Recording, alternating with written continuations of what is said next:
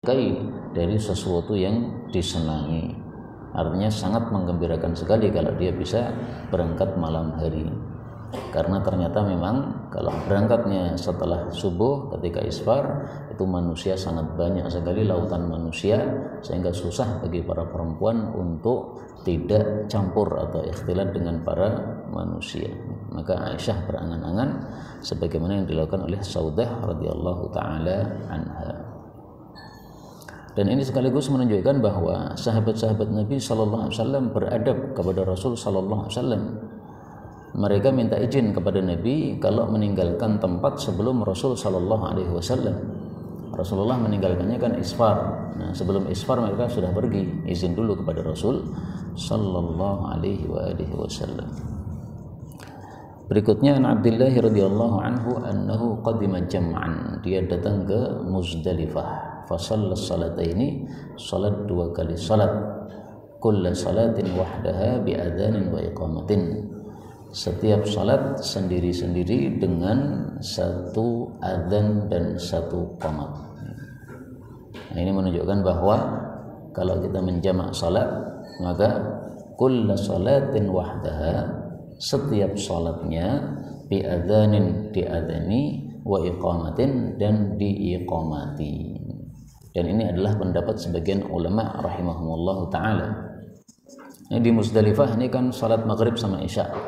Nah, salat maghrib sama isya kalau berdasarkan hadis ini adzannya 2 kali, qamatnya 2 kali. Adzan untuk maghrib, qamat untuk maghrib, kemudian adzan untuk isya, kemudian qamat untuk isya. Padahal ini dijamak.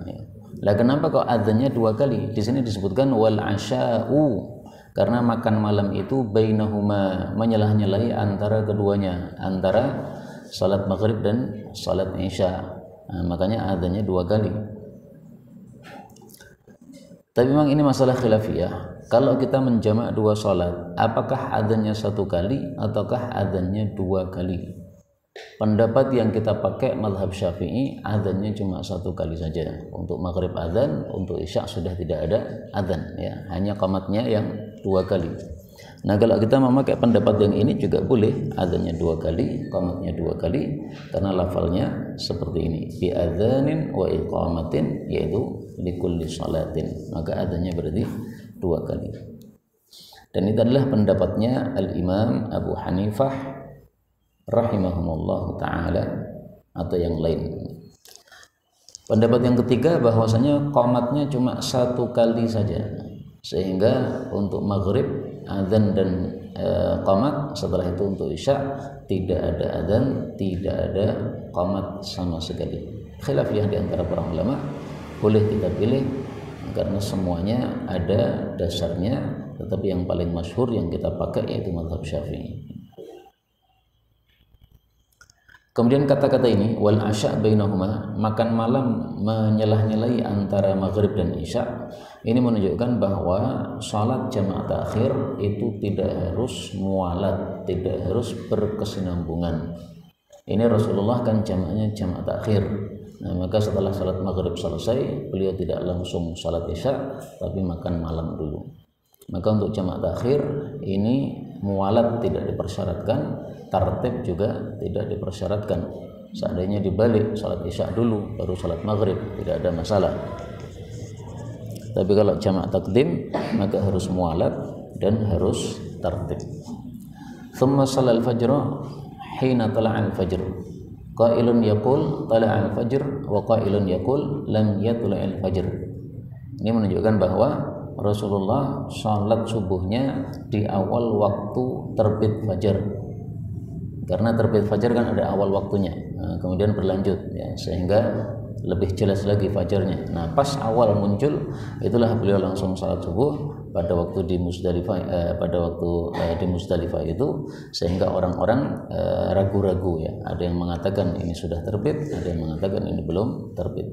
Tapi hakikatnya sudah terbit. Thumma qala inna Rasulullah sallallahu alaihi wasallam qala inna hataini salataini huwilata an waqtihima fi hadzal makan al-maghrib wal isya.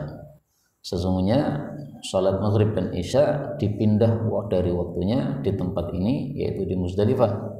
Maksudnya Rasulullah sallallahu alaihi wasallam melakukan jamak takhir di sini.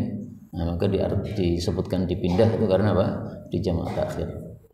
Fala yaqtamun nasu jam'an, maka orang-orang tidak datang ke Muzdalifah hatta yuhtimu, sampai mereka masuk malam hari atau masuk gelap gulita, ya tengah malam. Mungkin jam 12 atau jam 1 baru sampai ke Muzdalifah, baru kemudian salat maghrib dan isya. Wa salat al-fajri hadhihi sa'ah, dan salat subuhnya di waktu ini yaitu pada waktu ghalas, pada waktu awal terbit fajar. Thumma waqafa, kemudian wukuf, ini wukufnya di Muzdalifah, hatta asfara, sampai waktu isfar, yaitu sampai terangnya langit, cerahnya langit. Thumma qala law anna amiral mu'minin afadha al-an asaba sunnah, seandainya amirul mu'minin meninggalkan Muzdalifah sekarang yaitu ketika isfar, maka dia sudah sesuai sunnah Rasulullah sallallahu alaihi wasallam. Karena Rasul sallallahu alaihi wasallam menyelisihi orang-orang jahiliyah. Orang-orang jahiliyah dulu menunggu sampai terbit matahari. Nah, Rasulullah kemudian menyelisih. Sebelum terbit matahari, ketika sudah isfar, beliau sudah meninggalkan tempat. Fama adri aqauluhu kana asra'a am dafu Utsman radhiyallahu anhu falam yazal yulabbi hatta rama jamratal aqabah yauman nahar. Beliau terus-menerus talbiyah sampai melempar jumrah Aqabah pada hari tanggal 10 Dzulhijjah. Nah, maka orang haji itu kapan dia menghentikan talbiyah? Ketika sudah melempar jumrah. Karena ketika melempar jumrah kita mengucapkan takbir, ya. Setiap lempar Allahu Akbar, otomatis tidak bisa menggabungkan antara talbiyah dengan takbir, harus salah satunya. Nah, maka ketika sudah melempar jumrah, talbiyahnya berhenti. Ini bagi yang haji. Tapi bagi yang umrah beda lagi. Berhenti dari talbiyahnya ketika sudah mulai tawaf. Karena kalau sudah mulai tawaf, kita sudah mengucapkan wirid tawaf. Nah, sebelum sampai ke area tawaf, talbiyah masih disyariatkan terus-menerus ketika umrah. Adapun pendapat yang mengatakan bahwasanya talbiyah dihentikan ketika melihat rumah-rumah kota Mekah, nah itu tidak ada dalilnya sama sekali, sehingga pendapat itu pendapat yang lemah. Nah, di sini juga ada khilafiyah di antara para ulama. Hatta rama jamratal aqabah, talbiyah sampai melempar jumrah. Sampai melempar jumrah ini maksudnya di awal melempar jumrah atau di akhir melempar jumrah. Menurut jumhur, yang dimaksud melempar jumrah di awal melempar jumrah. Sehingga begitu melempar jumrah, talbiyah sudah berhenti. Nah, pendapat yang kedua mengatakan masih talbiyah sampai akhir jumrah. Jumrahnya kan 7 kali kan yang dilempar. Nah, begitu sudah 7 dilempar baru berhenti, itu menurut pendapat yang kedua. 844 an Umar radhiyallahu anhu annahu shalla bi jam'in, salat di Muzdalifah as-subha, thumma waqafa faqala innal musyrikin kanu la yufidun, mereka tidak meninggalkan Muzdalifah hatta tatlu'a asy-syamsu. Wa yaquluna, dan mereka mengatakan asyrik, terbitlah Sabiru, wahai gunung Sabir. Maksudnya mereka menunggu-nunggu terbitnya matahari dari balik gunung Sabir. Wa anna nabiyya sallallahu alaihi wasallam khalafahum thumma afadha qabla an tatlu'a asy-syamsu. Ini yang saya jelaskan tadi, bahwa Rasulullah sallallahu alaihi wasallam menyelisih adat orang-orang jahiliyah. Berikutnya Nabi Hurairah radhiyallahu anhu anna Rasulullah sallallahu alaihi wasallam ra'a rajulan yasuqu badanatan, seseorang menggiring untanya, yaitu unta untuk kurban. Faqala irkabha, tunggangilah unta itu. Faqala innaha badanah. Faqala irkabha. Qala innaha badanah. Qala irkabha wailak, celaka anda. Fi tsalitsati au qala fi tsaniyah. Hadis ini menunjukkan bahwa hewan korban, baik itu korban hadiyu atau korban Idul Adha, boleh untuk ditunggangi apabila dia memerlukan untuk menungganginya tersebut. Dan ini adalah pendapat jumhur ulama rahimahumullah ta'ala. Sebagian kecil ulama berpendapat tidak boleh menunggangi hewan korban kecuali kalau terpaksa. Tapi hadis ini sama sekali tidak menunjukkan adanya terpaksa tersebut. Ini hanya kebutuhan saja sudah cukup. Nah, butuh dengan terpaksa itu berbeda. Kalau terpaksa itu berarti terdesak, kondisi terdesak. Tapi kalau butuh maka tidak harus kondisi terdesak. Ya, lebih dahsyat kondisi terdesak daripada kondisi butuh. Berikutnya Ibnu Umar radhiyallahu anhu qala tamatta'a, telah tamattu' maksudnya haji qiran. Rasulullah sallallahu alaihi wasallam fi hajjatil wada' bil umrati ilal haji. Hajinya Rasulullah diperselisihkan apakah haji tamattu atau ifran atau qiran. Pendapat yang paling kuat hajinya haji qiran. Sehingga yang dimaksud tamattu di sini tamattu lughawi. Jadi secara bahasa tamattu itu kan artinya bersenang-senang. Nah, orang haji qiran itu sudah bersenang-senang karena dua amalan digabungkan dalam satu ibadah. Nah, berarti bersenang-senang, lebih ringan di sini. Maka tamatta' di sini maksudnya haji qiran. Wa ahda, beliau membawa binatang hadiyu. Fasaqa ma'ahul hadiya min Dzul Hulaifah. Beliau membawa binatang hadiyunya dari Dzul Hulaifah. Ini menunjukkan bahwasanya Rasulullah SAW sudah membawa binatang hadiyu dari Madinah. Adapun hadis yang mengatakan bahwa Rasul membeli binatang hadiyu dari Qudayd, yaitu di tengah jalan, itu hadis riwayat Tirmidzi, derajatnya tidak sahih. Wa bada'a Rasulullah sallallahu alaihi wasallam fa ahalla bil umrati thumma ahalla bil haji. Fatamatta'a an-nasu ma'an nabiy sallallahu alaihi wasallam bil umrati ilal haji. Nah, jadi Rasulullah orang-orang tamattu bersama Nabi. Ini maksudnya para sahabat tamattu betul-betul, tapi kalau Nabi hajinya haji qiran. Nah, sehingga tamattu untuk para sahabat itu tamattu istilahi, sementara tamattu untuk Nabi sallallahu alaihi wasallam ini tamattu lughawi. Fakana minan nasi man ahda fasaqal hadiya. Ada orang yang membawa binatang hadiyu, wa minhum man lam yuhdi. Nah, yang membawa binatang hadiyu tidak bisa haji tamattu, bisanya haji ifrad atau haji qiran. Falamma qadima an-nabiy sallallahu alaihi wasallam Makkah qala lin-nasi man kana minkum ahda fa innahu la yahillu li syai'in harama minhu hatta yaqdiya hajjahu wa man lam yakun minkum ahda falyatuf bil baiti wa bis safa wal marwati wal yuqassir wal yahlil. Nah, jadi yang tamattu silahkan selesai ibadah umrahnya dia kemudian tahallul. Nah, setelah tahallul ya otomatis bebas. Makanya disebut tamattu karena dia bersenang-senang ya, selesai ibadah umrah sudah bebas melakukan apapun, sampai hubungan suami istri juga boleh. Kemudian menunggu tanggal 8 thumma liyuhilla bil haji. Nah, tanggal 8 baru kemudian ihlal untuk ibadah haji sampai akhir ibadah haji pada tanggal 12 atau 13. Faman lam yajid hadiyan falyasum 3 ayyamin fil haji wa 7 idza raja'a ila ahlihi. Nah, yang tidak mendapatkan hadiyu maka dia menggantinya dengan puasa 3 hari plus 7 hari ketika sudah sampai ke Indonesia atau ke rumahnya masing-masing. Nah, 3 hari ini para ulama mengatakan mustahab melakukannya adalah pada 10 awal Dzulhijjah, karena 10 awal Dzulhijjah ini amalannya dilipat gandakan oleh Allah Subhanahu wa taala. Kemudian dipilih hari terakhirnya itu hari Arafah. Nah, misalnya tanggal 7, 8, 9 ya, dari bulan Dzulhijjah itu untuk melakukan puasa 3 hari yang diwajibkan ini. Itu yang mustahab untuk para ulama rahimahumullahu taala. Seandainya tidak sempat melakukan 3 hari pada 10 awal Dzulhijjah, maka boleh melakukannya pada hari tasyrik. Jadi hari tasyrik larangan puasa, tapi khusus bagi yang melakukan thalathata ayyam ini diperbolehkan menurut mayoritas para ulama rahimahumullahu taala. Sebagaimana kata Imam Tirmidzi, wa huwa qaulu Malik wa Syafi'i wa Ahmad, ya, pendapat 3 mazhab Maliki, Syafi'i, Hambali.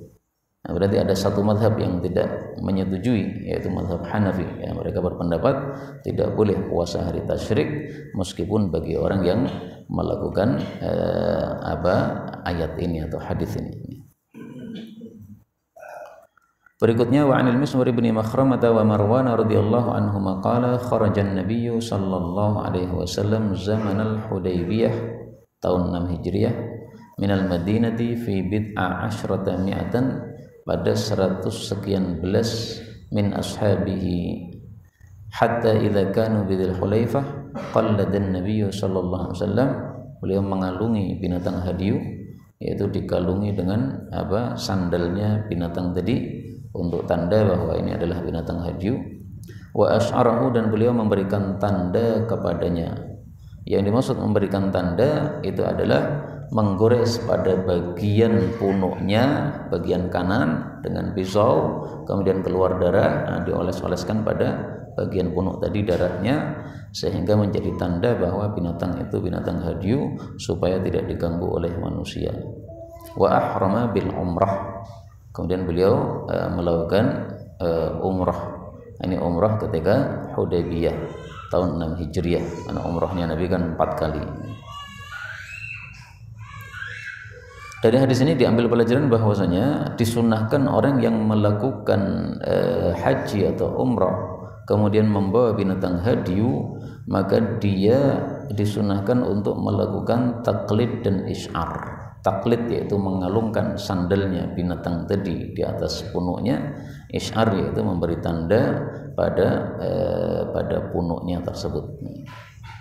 Dalam Sunan Tirmidzi saya dapatkan perkataan Imam Waqi' setelah meriwayatkan hadis ini. Beliau mengatakan, la tanzuru ila qauli ahli ra'yi, jangan kalian melihat kepada perkataannya ahlur ra'yi dalam bab ini. Fa innal isy'ar sunnah, karena isy'ar ini sunnah Nabi. Wa qauluhum bid'ah, sementara perkataan mereka adalah perkataan yang bid'ah. Jadi ahlur ra'yi dalam hal ini Abu Hanifah berpendapat tidak boleh kita melukai binatang pada punuknya tadi. Dia mengatakan al-isy'aru muthlah, melakukan isy'ar itu sama dengan mutilasi, padahal Rasulullah melarang kita dari mutilasi. Nah, pendapat Abu Hanifah ini dibantah oleh Imam Waqi' tadi. Bid'ah ini perkataan seperti ini. Rasulullah saja melakukan, sementara kamu malah mengatakan bahwa itu adalah mut'ah. Nah, ketika Imam Waqi' menyampaikan pendapat ini, kemudian ada seseorang mengatakan, ada riwayat dari Ibrahim An-Nakhai bahwa dia mengatakan isy'ar itu muthlah, maka beliau marah dahsyat, kemudian mengatakan, saya sudah sampaikan sabda Nabi, kamu malah mengatakan perkataan Ibrahim An-Nakhai. Ma haqqaka bi an tuhbas, sepantasnya kamu dibui dan kamu tidak keluar lagi dari bui sampai kamu cabut perkataan tersebut. Nah, maka dalam hal ini ada perbedaan antara mazhab ahli hadis dengan mazhab ahlur ra'yi. Kalau ahlur ra'yi mengatakan tidak ada isy'ar, nah, mazhab ahli hadis mengatakan isy'ar sunnah karena dilakukan oleh baginda Rasulullah sallallahu alaihi wasallam. Dan inilah sebabnya Imam Tirmidzi di dalam kitab sunannya tidak pernah sama sekali dari awal sampai akhir menyebut perkataan Imam Abu Hanifah, enggak pernah. Malik, Syafi'i, kemudian Hambali, Ahmad bin Hanbal, kemudian Thawri, kemudian Auza'i, semua nama-nama disebut ya. Tapi Abu Hanifah enggak ada sama sekali. Itu karena mazhab Abu Hanifah dianggap mazhab ahlur ra'yi, sementara beliau hanya menampilkan mazhab ahlul hadis. 848 wa an Aisyah radhiyallahu anha, ini nomornya beda ya. Annaha balaghaha anna Abdullah bin Abbas radhiyallahu anhuma qala man ahda hadiyan haruma alaihi ma yahrumu 'alal haji hatta yunhara hadihu.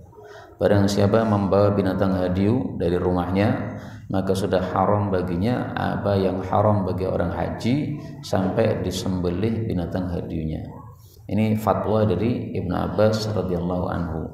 Jadi kita dari Indonesia pinata membawa kambing untuk hadiu di di Makkah. Nah, misalnya, maka sejak saat itu di Indonesia kita sudah masuk ihram, tidak boleh pakai baju biasa, tidak boleh potong kuku dan sebagainya. Maka diingkari oleh Aisyah, faqalat Aisyah radhiyallahu anha, laisa kama qala, tidak benar apa yang dia ucapkan itu. Ini cara membantah perkataan ulama yang salah dengan adab ya. Tidak usah mencela dia bodoh dan sebagainya, tapi cukup laisa kama qala. enggak benar ucapannya Ibnu Abbas ini. Ana fataltu qala'ida hadi Rasulillah sallallahu alaihi wasallam. Saya memelintir kalung-kalung untuk binatang hadi Rasulullah sallallahu alaihi wasallam biyadaya dengan kedua tangan saya ini. Jadi maksudnya Rasulullah ngasih kalung di atas tengkoknya binatang tadi kan dengan tali. Nah, talinya itu yang membuat adalah Aisyah. Dipelintir gini. Dari kapas dipelintir supaya menjadi tali. Nah, kemudian digunakan untuk ngalungkan di atas binatang hadiyu tadi.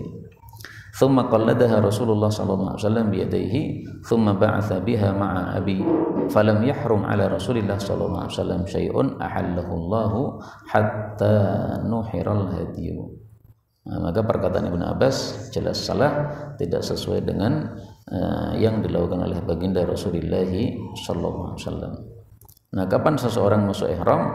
Ketika dia sudah mengatakan labbaik Allahumma hajjan atau labbaik Allahumma umratan, baru masuk ihram. Tapi kalau baru membawa binatang hadiyu saja, maka belum masuk dalam ihram. Berikutnya wa anha radhiyallahu anha fi riwayatin anna Nabiy sallallahu alaihi wasallam ahda ghanaman. Membawa binatang hadiyu berupa kambing-kambing. Nah, maka binatang hadiyu tidak harus unta, ya, boleh berupa kambing.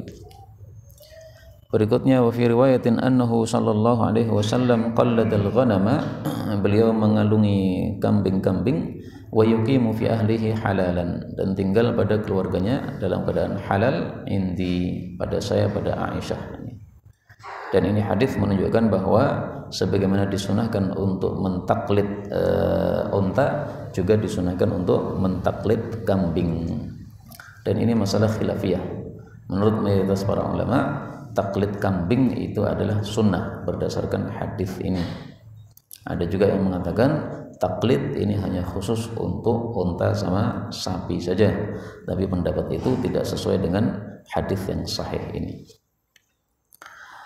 Berikutnya wa fi riwayatin anha qalat fataltu qalaidaha min ihnin. Saya memelintir kalungnya tadi dari kapas kana inti.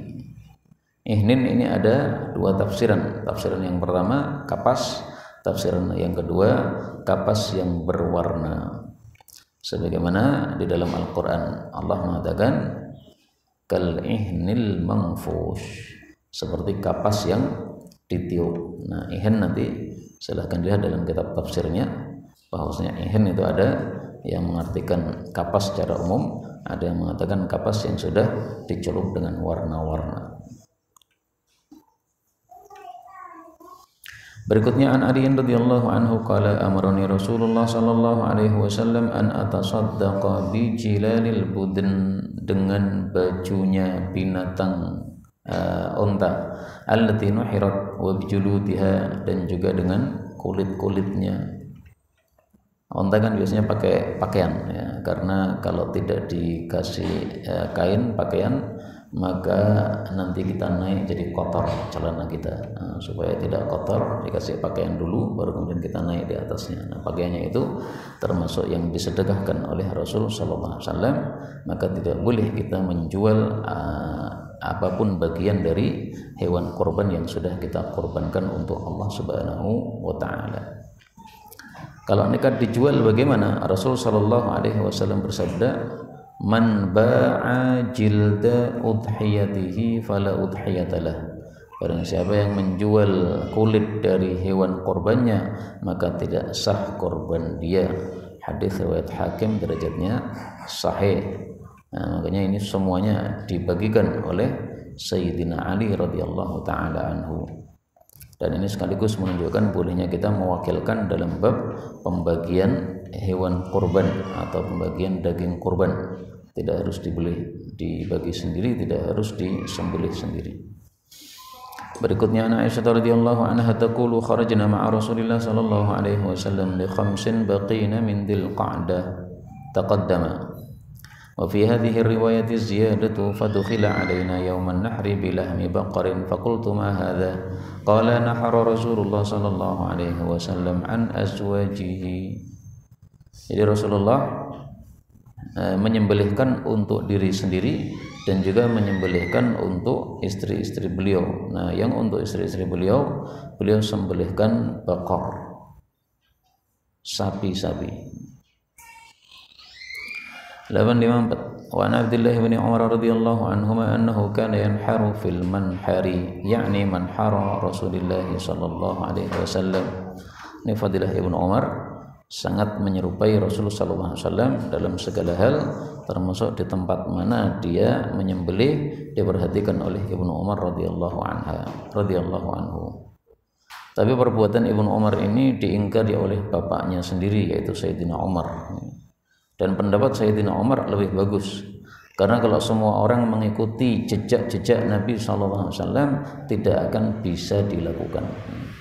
Rasulullah wukuf di mana, kita semuanya kumpul di situ, ya tidak akan cukup, karena manusia sangat banyak sementara tempatnya sangat terbatas. Demikian juga menyembelih korban, kalau kita semuanya pengen di tempat Nabi persis tidak akan bisa, karena tempatnya sangat sempit dan manusia sangat banyak. Lautan manusia sekarang sangat banyak yang melakukan ibadah haji tadi. Makanya Abdullah bin Umar bersikap seperti ini tidak berarti bahwa ini sesuatu yang terbaik ya. Ini hanya menunjukkan bahwa Ibnu Umar punya kelebihan, sangat suka dengan sunnah Rasulullah SAW, tapi untuk dipraktekkan kita maka lebih bagus pendapat mayoritas para sahabat Nabi tidak mengikuti bekas-bekas Rasulullah SAW seperti ini. Wa anhu radhiyallahu anhu annahu ra'a rajulan qad anakha badanatahu yanharuha, dia menderumkan ontanya untuk disembelih. Qala ib'athha qiyaman muqayyadatan, bangkitkanlah dia dalam keadaan berdiri, diikat, yaitu diikat kaki kiri yang depan, sunnah Muhammadin sallallahu alaihi wasallam. Hadis ini menjelaskan kalam Allah di dalam Al-Quran, di dalam surat Al-Hajj. Allah mengatakan pada surat Al-Hajj ayat 36, falqur smallahi 'alaiha shawaf, sebutlah nama Allah atas unta itu dalam keadaan berbaris maksudnya berdiri dengan 3 kaki, satu kakinya yang depan, yang kiri diikat. Kiri atau kanan?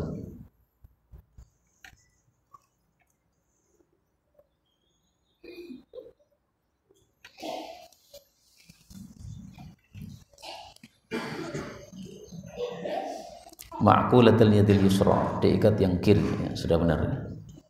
Ranjang.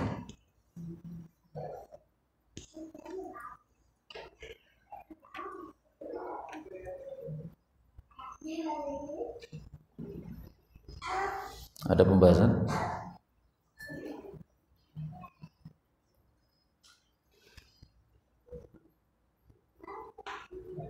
Nggih.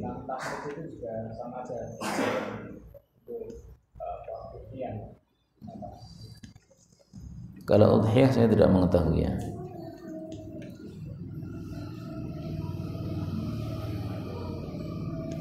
Karena biasanya dulu itu membawa binatang hadiu dari rumah sampai ke Mekah, kan perjalanan jauh sekali. Ini kalau tidak ditandai bisa digarong di tengah jalan. Tapi kalau sudah dikasih tanda, orang-orang kafir pun jahiliyah mereka menghormati syiarul hajj sehingga nggak berani mengganggu. Nah, itu fungsinya. Tapi meskipun sekarang sudah aman, tetap saja isyar dan taklid ini tetap sebagai sunnah sampai akhir zaman. Ada lagi? Gimana?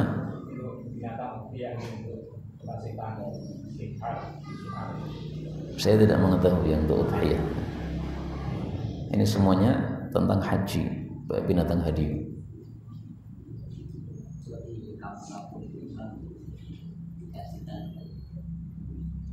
Tandanya apa?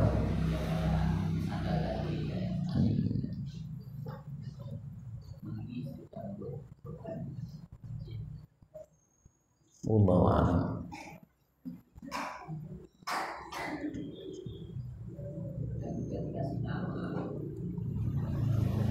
Nah, kalau secara bolehnya boleh ya. Tapi apakah sunnah itu maksudnya? Kalau dikiaskan saya nggak ngerti ya. karena apa, tidak berani mengkiaskan. Kalau ada ulama yang mengkiaskan ya silahkan aja. Tapi ini hadis-hadis bicara tentang hadiunya Rasul sallallahu alaihi wasallam, yaitu ketika beliau haji.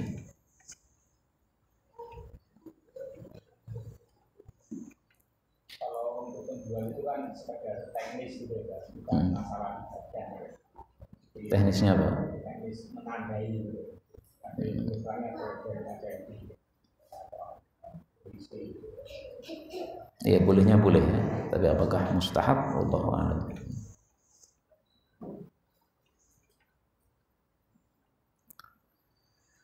Berikutnya an Ali radhiyallahu anhu qala amarani Nabi sallallahu alaihi wasallam an aqum 'ala al-budni wa la a'ti 'alaiha syai'an fi jizaratiha, di dalam jizarahnya, yaitu apa itu, tukang nyembelihnya itu, jagalnya.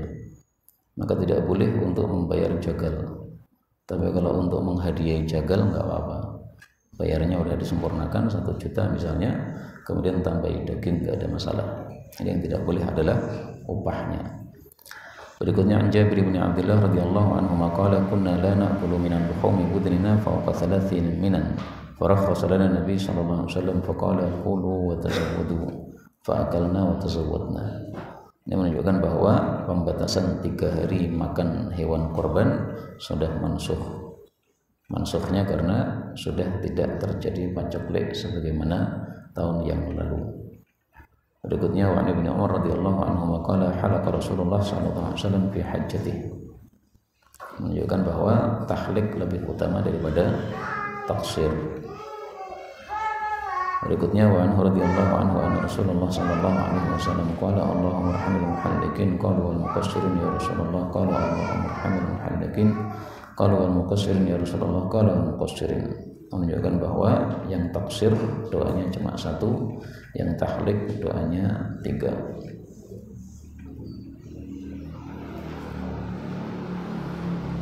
Dan Allah Subhanahu wa taala menyebutkan dalam Al-Qur'an yang pertama adalah tahlik, muhalliqina ru'usakum wa muqassirin, pada surat Al-Fatah ayat 27. Maka didahulukan penyebutan tahlik, ini menunjukkan lebih utama daripada taksir. Sehingga Ibnu Abbas dalam bab lain, yaitu dalam bab haji, beliau berpendapat lebih utama haji jalan kaki, karena Allah mengatakan ya'tuka rijalan wa 'ala kulli dhamir. Jalan kaki disebutkan pertama, berarti lebih utama. Tapi taksir ini tidak boleh, tahlik ini tidak boleh untuk para wanita, karena wanita tidak boleh menyerupai laki-laki, sementara tahlik ini adalah merupakan kekhususan bagi para laki-laki. Adapun hadis yang mengatakan laisa 'alan nisa'i halqun, tidak ada tahlik bagi perempuan, maka ini hadis diperselisihkan derajatnya. Ada yang mengatakan sahih, ada yang mengatakan dhaif. Syekh Albani termasuk yang mensahihkan, sementara Imam Tirmidzi termasuk yang mendhaifkan, menyebutkan kedhaifannya. Tapi meskipun kita mengikuti yang dhaif, seandainya tetap saja maknanya sahih, karena tidak boleh menyerupai laki-laki. Berikutnya wa Nabi Hurairah radhiyallahu anhu mithla dzalika illa annahu qala ighfir badala irham, qalaha thalathan, qala walil muqassirin. Wa ana Muawiyah radhiyallahu anhu qala qassartu an Rasulillah sallallahu alaihi wasallam bi mishqas. Mishqas itu adalah alat tajam untuk mencukur rambut. Ini menunjukkan fadilahnya Muawiyah, dia disuruh untuk mencukur rambut Rasulullah sallallahu alaihi wasallam. Ada pembahasan? Bismillah.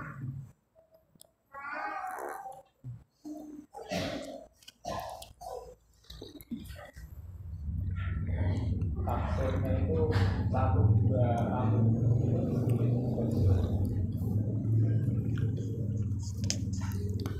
Memotong rambut Untuk wanita cukup bagian ujung bawah ya, dipotong qadrun mulah sekitar ujung jari ya, enggak cukup untuk para wanita.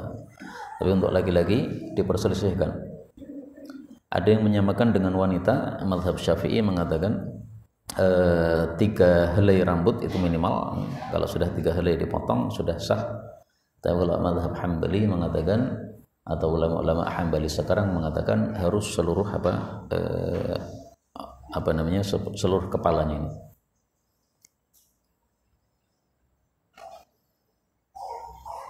Mangga.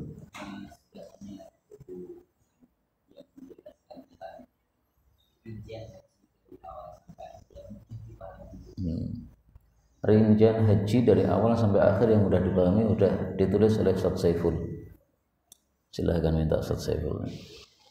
Ringkas sekali dan mudah.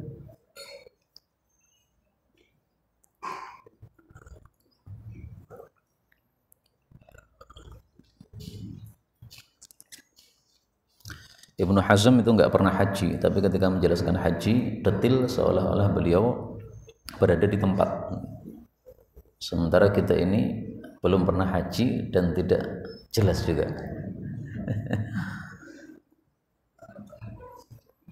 Tapi sebenarnya simple, karena kalau kita sudah mengetahui yang rukun, nah maka sudah selesai. Adapun tambahan-tambahan itu seandainya terlewat tidak ada masalah sama sekali, sudah sah. Berikutnya wa Ibnu Umar radhiyallahu anhu annahu sa'alahu rajulun mata armil jimara qala idza rama imamuka farmih fa'atu alaihi al-mas'alata qala kunna natahayyan, kami menepati waktu, fa idza zalatis syamsu ramaina, kalau sudah tergelincir matahari kami melempar jumrah. Ini maksudnya jumrah pada hari-hari tasyrik, karena jumrah dibagi 2. Hari Nahar tanggal 10 itu waktunya adalah pada waktu duha, dan jumrahnya cuma 1, jumrah Aqabah. Adapun yang kedua pada hari tasyrik, maka jumrahnya ada 3 yang dilempar, jumrah ula, wusta sama Aqabah. Kemudian waktunya adalah ketika tergelincir matahari. Kalau bisa sebelum salat zuhur, sebagaimana yang dilakukan oleh baginda Rasulullah sallallahu alaihi wasallam. Maka ini maksudnya adalah pada hari tasyrik. Berikutnya Abdullah bin Mas'ud radhiyallahu anhu annahu rama min batnil wadi, dari perut lembah, maksudnya dari tengahnya. Faqila lahu inna anasan yarmunaha min fawqiha faqala walladhi la ilaha ghairuhu hadha maqamul ladzi unzilat alaihi suratul Baqarah, yaitu Nabi Muhammad sallallahu alaihi wasallam. Jadi melempar jumrah tempatnya yang paling bagus dari tengah lembah atau perut lembah, dan ini masalah khilafiyah, perinciannya dalam kitab fikih tentang perselisihan pendapat tersebut. Tapi ala kulli hal melempar dari manapun sah.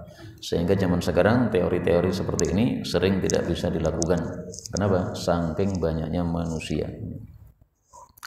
Pengalaman saya kemarin umrah terakhir itu, sunnah untuk romal nggak bisa dilakukan. Jadi kan keliling tawaf pertama, 3 putaran pertama kan romal itu belas nggak bisa melakukan. Mau romal gimana? Desek-desekan. Desek-desekannya lagi perempuan. Mau romal gimana? Nggak bisa. Kalau pengen romal bisa, tapi jangan mendekat ke Ka'bah, menjauh. Ini Ka'bah kalau kita dekat udah pasti desek-desekan. Kalau menjauh mepet di tembok masjid, nah ini masih bisa romal ya, tapi jadi semakin jauh. Atau kita naik lantai 2, lantai 3, itu bisa romal. Nah, maka teori-teori haji seperti ini ya, ini banyak yang tidak bisa kita terapkan saking kondisinya yang sudah berubah sekarang ini. Berikutnya wa anhu radhiyallahu anhu annahu intaha ila al-jamratil kubra, nama lain dari Jumratul Aqabah. Ja'ala al-baita an yasarihi, ini posisinya yang paling utama ya, Ka'bah di kiri. Wa minan an yaminihi, mina di kanan. Wa rama bi sab'in wa qala hakadha rama alladhi unzilat alaihi suratul Baqarah. Ini hadis menjelaskan hadis sebelumnya. Yang dimaksud min batnil wadi itu arahnya seperti ini, Ka'bah di kiri, minan di kanan, nah kemudian kita melempar jumrah. Adapun yang berpendapat bahwa lebih utama kita menghadap ke arah Ka'bah, ini semuanya hanya pendapat-pendapat ra'yu-ra'yu yang tidak sesuai dengan apa yang dilakukan oleh baginda Rasulullah sallallahu alaihi wasallam, sehingga tetap lebih utama yang sesuai perbuatan Rasul sallallahu alaihi wasallam. Berikutnya Ibnu Umar radhiyallahu anhuma annahu kana yarmil jamratad dunya sama dengan ula bisa bi hasayatin yukabbiru ala ithri kulli hasatin thumma yataqaddamu hatta yushila berada di tempat yang datar fayaqumu mustaqbilal qiblati fayaqumu tawilan wa yad'u wa yarfa'u yadayhi. Jadi sunnahnya setelah melempar jumrah selesai berhenti menghadap kiblat, berdoa lama dengan mengangkat tangan. Mengangkat ini sunnah, menghadap kiblat ini juga sunnah, sehingga doa itu lebih utama menghadap kiblat, tapi menghadap ke arah manapun bebas. Tsumma yarmil wusta, ini adalah jumrah yang kedua, jumrah wusta. Tsumma ya'khudhu dzata shimal, pergi ke arah kiri, fayastahilu, yastahilu sama dengan yushilu tadi, yaitu mencari datar, tempat yang datar.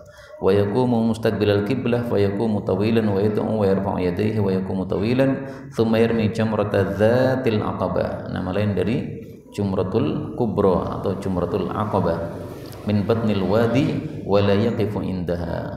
Nah, maka setelah jumratul aqabah selesai sudah tidak ada doa setelahnya, karena doanya adalah untuk melanjutkan jumrah berikutnya. Sementara setelah jumrah aqabah sudah tidak ada jumrah lagi. Tsumma yansarifu fayaqulu hakadza ra'aitun nabiyya sallallahu alaihi wasallam yaf'aluhu. Sampai di sini sudah selesai pembahasan tentang jumrah. Insyaallah hadis berikutnya pembahasan tentang tawaf wada dan yang lain-lain. Monggo Ustaz. Melempar itu kan bisa yang kita dengarkan mau memberi terus melempari setan dan iya.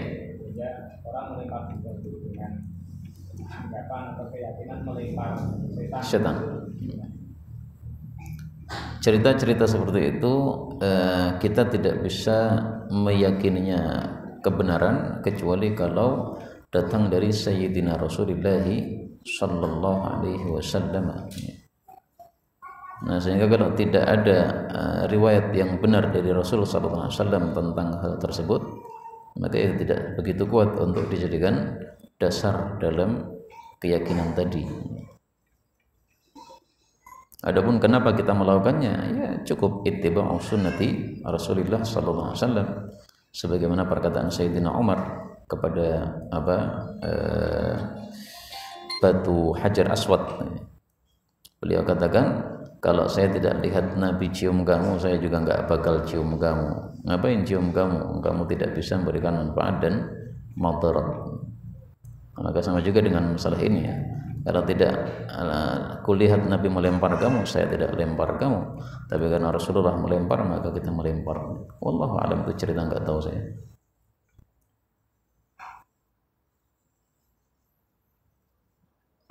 Ada lagi mungkin?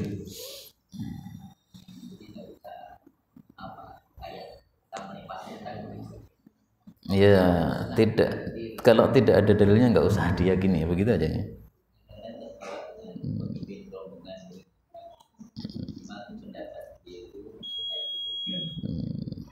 Boleh ditanyakan Ustaz, apakah ada dasarnya yang sahih atau ceritanya yang sahih? Allahu a'lam bishawab.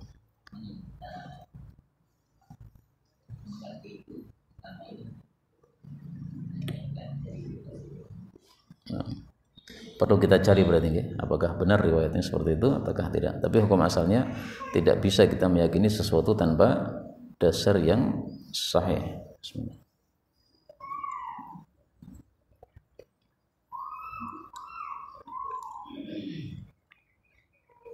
Tanya masalah lain ya, Betul. Itu kita mendoakan orang sakit itu kan asallallahu rabbana azim ayat diakan. Iya. Itu tentunya menghadap orangnya atau menghadap kiblat, kalau pas bertepatan menghadap orangnya ya menghadap kiblat. Saya belum membaca masalah ini ya. Tetapi secara umum doa itu disunahkan menghadap ke arah kiblat secara umum.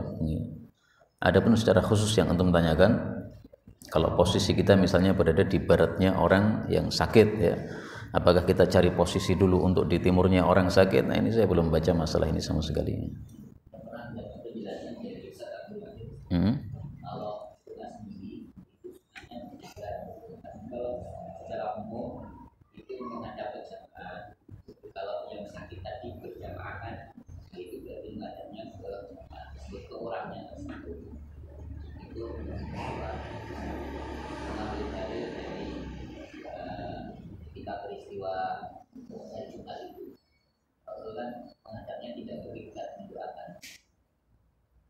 Mendoakan siapa?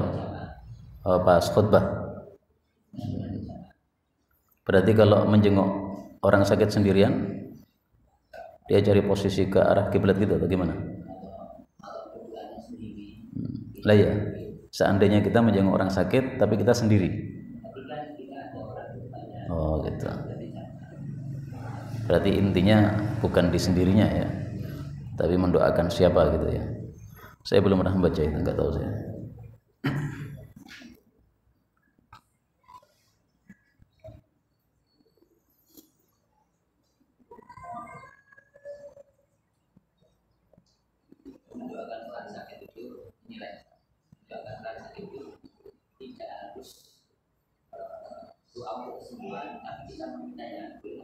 Misalnya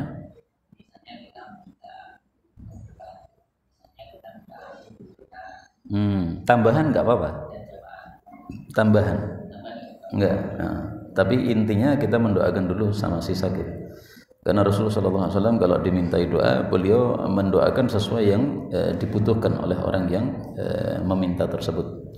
Rasulullah disuruh untuk mendoakan anak yang sakit, maka Rasulullah mendoakan untuk kesembuhan orang tersebut, baru ditambahi yang lain-lain.